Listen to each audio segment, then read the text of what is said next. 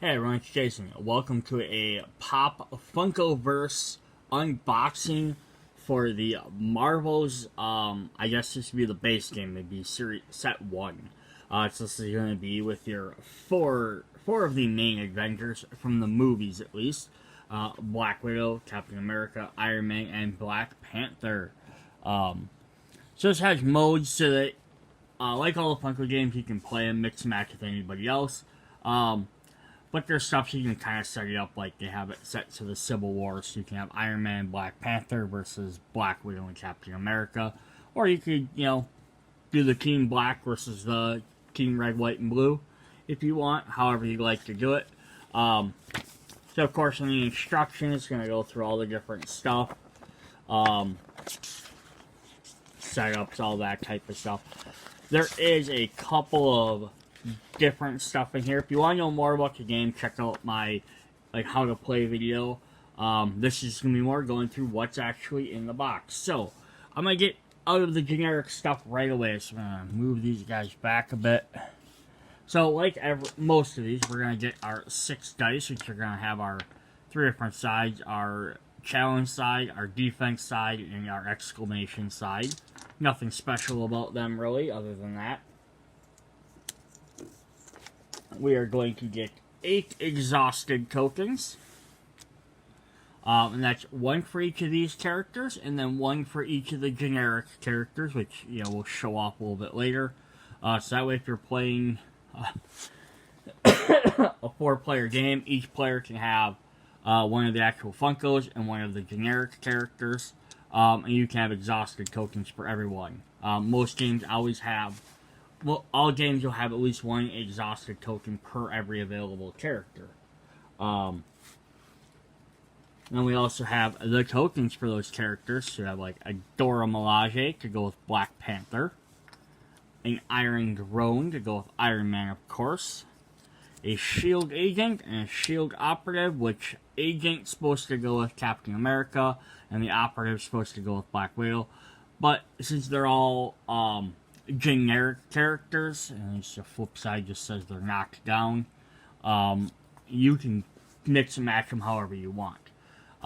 You also get your bases. So typically in most of these games you're going to get a good base and a bad base, which is, even my fingers don't want to pick these up, you get a black and white base. So usually like white's supposed to represent a good guy, black represents a bad guy. I'm going to slide these out of the way for the moment. This game also gets you a red and blue one, which are kind of neat. A couple other sets have had colored bases, usually a 4-player. It's when they have modes, or they're like mission scenarios in them, that involve you having, like a free-for-all battles.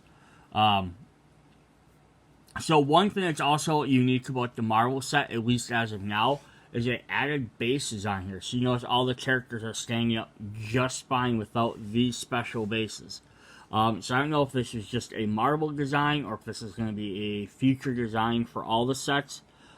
It would be kind of neat if they all were that way. That way they didn't have these bases on them. But then these bases just essentially just work as a tracker. You just snap it in, and then you still got your little colored base on the bottom to tell what color team or what team someone's on. And since it can swivel off, it's really easy to pull back off. But then they make the characters a little bit easier to display, because some characters will stand up by themselves, some they require having these bases, and it's kind of not. It's fine to have them on there. I mean, they'll look just fine just standing on them. But it is kind of neat that these guys come with their own little bases. You don't have to rely on these extra little stands all the time. Alright, we're going to throw those 2 off to the side. Other tokens we get, this set has a little bit different. So this has... I'm going to put my camera down a bit. See if this helps. Let me zoom in. Alright, so we got 4 target tokens and a triumph token, which is a little torch. And then on the back side of these are stars, which are objectives. She set these up in different ways. That way, most of the other games have always had flags, or squares, or little shards, or numbers, for different things. And it's just this has different game modes. So instead, it has some different tracking things there. And then we're going to get our abundance of crystal points. So there is 21 red ones. These are nice bright red ones for Marvel. Set those off to the side. We're of course going to get our dual trackers. We always get 2. I kind of wish that when they had 4 characters, they'd have one with one picture, one with the other picture, but that's not a big deal because you're going to have them laying like this most of the time. So that's just to keep track of your skills and powers running out. Alright, so now we went through the basis of all that stuff. Let's look at our map. First off, all of this stuff out of the way. So my camera doesn't zoom out far enough to get a full view of the entire map. We'll see if I can tilt her back up a little bit, get a little bit better view. So this is map 1. This is Shuri's lab. So this is like the Black Panther themed one. It's a pretty open area. There's a couple of borders in here, a couple of little pivot points. And it really, I like the openness of it. It's kind of fun. And then it also has on the sides here, it has extra little countdown meters like your big giant ones. So if you're playing some of these, if you're playing a 4-player game, everybody has their own token. So that's actually a little bit different too. This Marvel one does some different stuff than the other games. So if we look at the scenarios for Shuri's lab, which will tell you which one there, if you can't tell by there. This is the Triumph mode, so this will use that little torch token. You put right in the center there, as you can see. And then you have 4 different starting areas, and that's why it has the maps there. So it's basically like King of the Hill. You want to try and get a guy to the center. So if one of your characters is on the throne, at the end of the round, you gain a point. If you knock out a rival, or have one adjacent to a rival that's knocked out, you gain a point. And if you interact with the point markers, which are around the outside, you'll also gain a point marker. Oh, I didn't have the point markers out here. I think I threw them in a different set. Let me grab those. I just did have point markers. I thought it didn't. I set them off to the side. That was what happened. So here are your point markers I was telling you about. They have little crystals on them, which match kind of like the gems, and then the other sides are A, B, C, and D. Alright, we're just going to toss those off. Almost every single set comes with, every set I believe comes with a set of 4 of those. That's just different points you can interact with. Yeah, so that's kind of like a 4-player mode you can play. The other one is called Scrimmage. So this one's going to use some little targets. It says adding an opponent's target can be challenged as a rival. Target markers cannot be moved or removed from the map. If they successfully challenge a target, place that character on one of the cooldown tracks. If you challenge an opponent's target marker and win, gain 1 point. If that opponent has more points than you, you'll gain 2 points instead. So you can catch up quicker. If you interact with a point marker, gain 1 point. See point markers, so we got them on the up and down side rather than the corners. And if you knock out a rival or have a character, you also gain a point. So like the point markers and the knocking outs are fairly same, and then the other rules are kind of what make the thing different. So rather than trying to rush to the middle and control an area for a turn, you're trying to run to your opponent's areas in the corners and interact with your objects. But if you do, then you go back on your board till the end of the turn, and then when you pop off your board, you go back to your starting area. And that's just so you can't just stand there and interact and interact and interact. Alright, so before we look at the other side of the map, we're going to look at some of the details. I love the details on these boards. So here's Shuri's lab. We're going to get a little bit closer, and you have her, the sneakers that Black Panther wore. Like there's a footprint where you can kind of stand. Here's some of the different outfits. You have the Doro Milaje outfit. You have the King of Wakanda outfit. You have his like movie Black Panther outfit. And this is kind of more like, I believe, like a royal dress outfit. Just something they kind of wear like at special things. But I just love all the little details in here.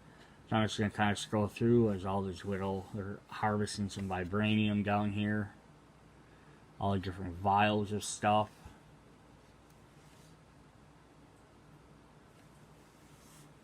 I guess these maybe aren't footprints. This might just be lights. Because there's an awful lot of them. Alright, flip her over to the other side. Just I like how this side's all blue, and then this side's all purple. It's also kind of a neat little feature. Yeah, so there's like different lights then. And there's Shuri's Panther gauntlets.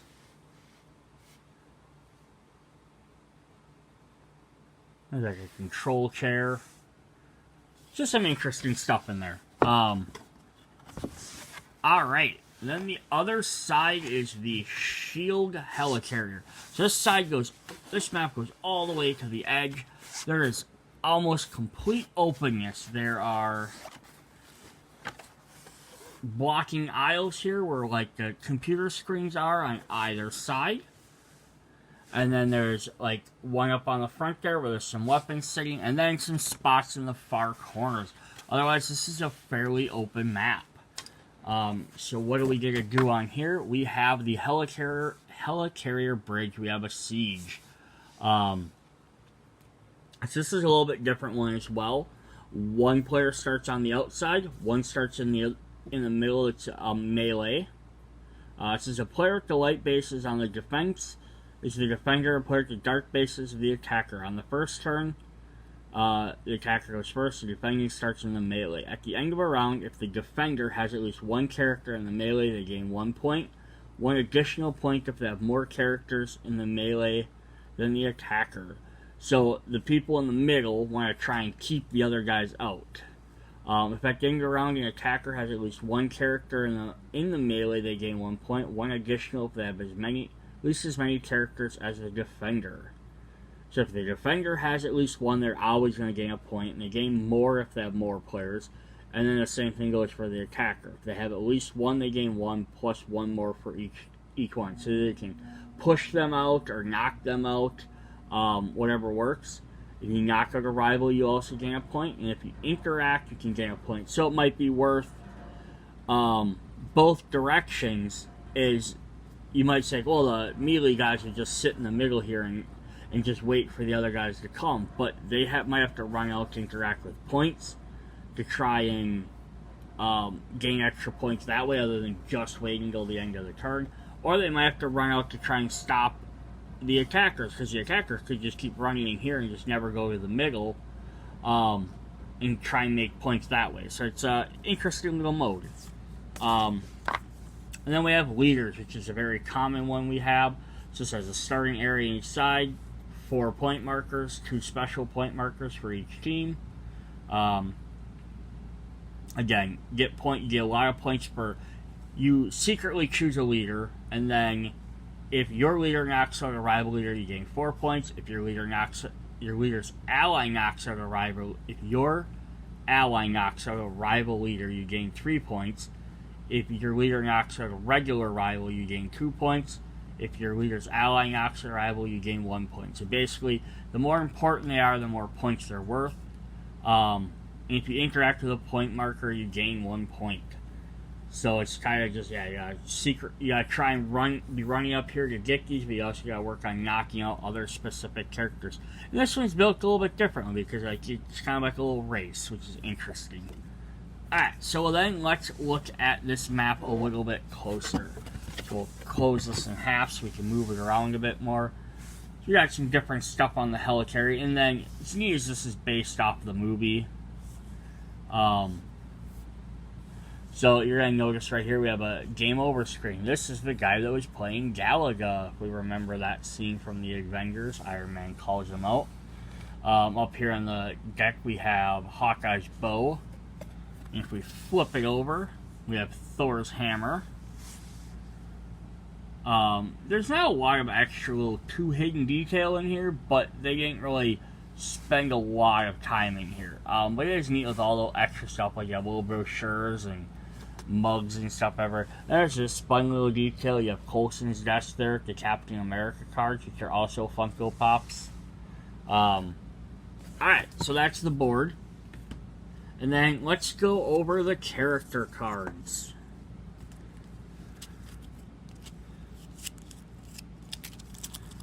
Alright, so super quick, because these aren't at all special, is we just have the generic characters who have 2 defense. They have the basic abilities of move, challenge, assist, interact, and the extra rally ability.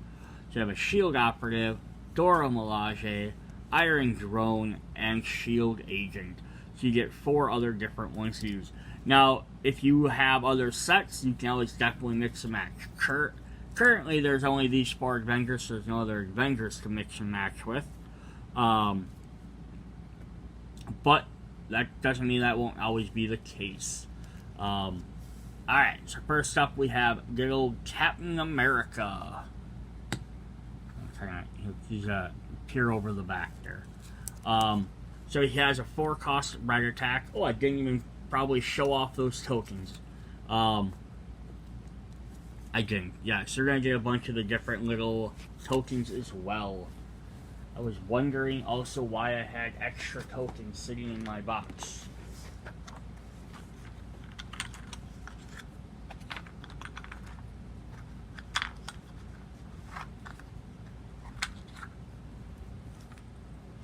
Two, one.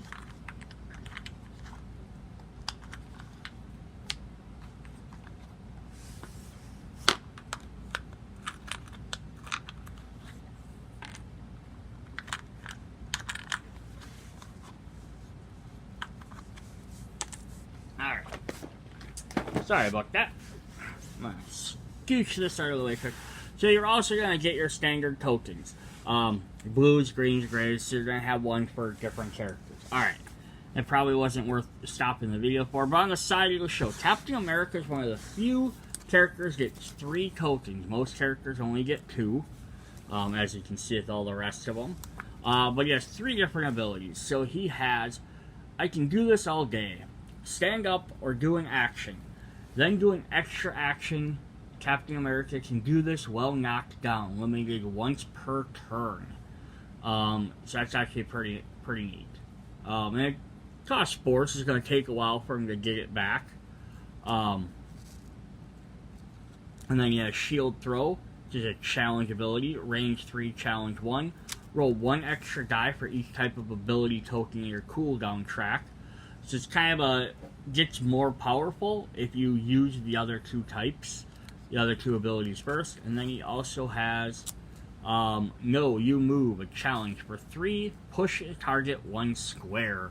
And that could work nice for like that melee, if you're trying to keep a guy in or keep him out or move him around. His special ability is Avengers Assemble. At the start of the game, Captain America adds red, yellow, blue to your ability pool, as shown in the ability dots on the right. Yeah, so that's neat.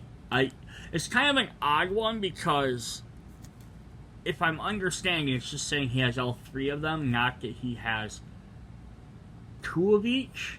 Because if he has 2 of each, he might have 2 of each. That'd make him actually pretty powerful.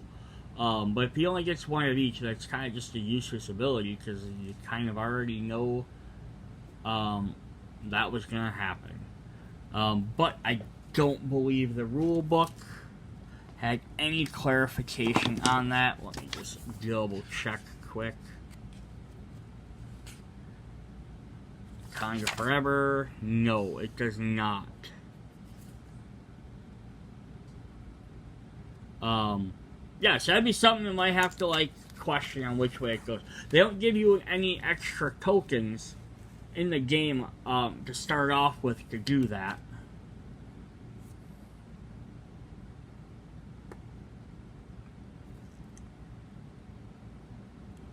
Oh, I lied. They might, do they? No, yeah, you only start with the 9 tokens. So Yeah, so they don't give you any extra tokens, so the only way that ability would work is if you had some other stuff. Anyhow, we'll scoot on to the next character. Let's look at Cap here. We haven't really looked at the figures. Alright, so there's Cap. Got his movie costume on. Got his hand ready to hold various different items. Now let's look at our next Avenger. We got Tony Stark, Iron Man. I do like that, for the most part, all characters have items in the same hand. It just kind of makes the game a little bit, like, I don't know, just like synergy. Everyone's just always on the same side. It's not always the case. There's a few that don't. Alright, so now we have Iron Man. The Iron Avenger. He has a bunch of red and gray. It says Override Protocol. Do 3 basic actions. Do a challenge to Iron Man. Okay, so that's kind of neat. He gets to do 3 actions, but then you have to challenge himself, so you could potentially, like, knock yourself out by doing too much. It's pretty powerful, though. There's Repulsor Blast, which is a range 3 challenge 2, push the target 1 square, which is very similar to Captain America's, except his is a standard one. And then we have Unibeam, range 5, challenge 4. That is super powerful. And it just got, wait till it recharges. And they can be using the other 2 in the meantime. And yes, I am Iron Man. After Iron Man makes an ability that uses the last cooldown token of its type in your ability token, shift the token in your cooldown track 1. Well, that's crazy, because then, yeah, you could use Unibeam, then use one of the other actions, and then you can shift that Unibeam even quicker. So that's definitely nice. Alright. Then we have Black Panther, King T'Challa. So he has some blues and yellows. So it's Panther Leap. Choose a rival within 2 squares that Black Panther can see, place them adjacent to them, give Black Panther 2 energy tokens. Alright, so he's going to get these energy tokens, and there's 3 of them that he starts the game with. So you get 3 of those, so they're going to have different effects. He also has Kinetic Energy Burst. Do a challenge to each adjacent rival. You may discard an energy character to push each one target. These guys all have push abilities, which is kind of cool. And Wakanda Forever. Black Panther or a standing ally does a move 1. Repeat this 2 more times. That's kind of neat. Each one can do their own action. Or each move 1 extra space, so you can kind of move guys around. And then he has his special unique ability. It's a Vibranium Suit. When Black Panther is challenged, give him an energy token. At the start of Black Panther's next turn, he may discard 2 energy tokens to stand up or do an extra action. So he can gain 2 from his Panther Leap, or you could discard 1, or he gets 1 from whenever he's challenged, and then you can also just, discard him and do his other abilities. It's kind of a neat little thing. And then let's look at his little figure here quick.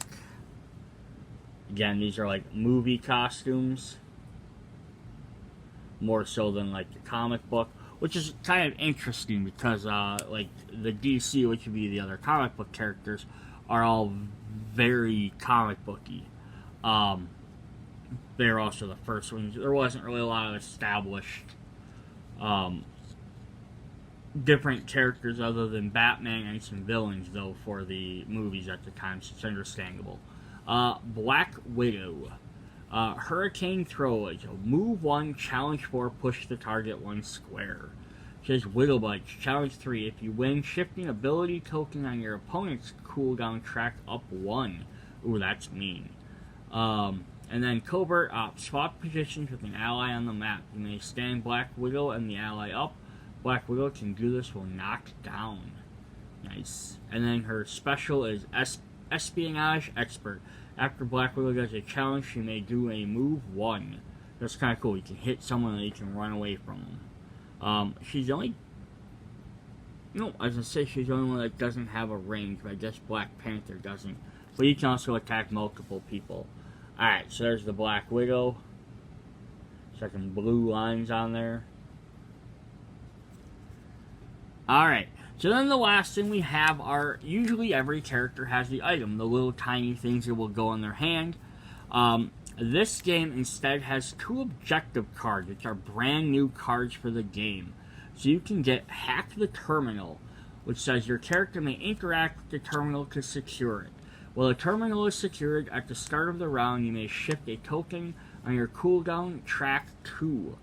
So you're gonna get is, instead of having an item they hold, you get a little 3D terminal that you set on the map somewhere.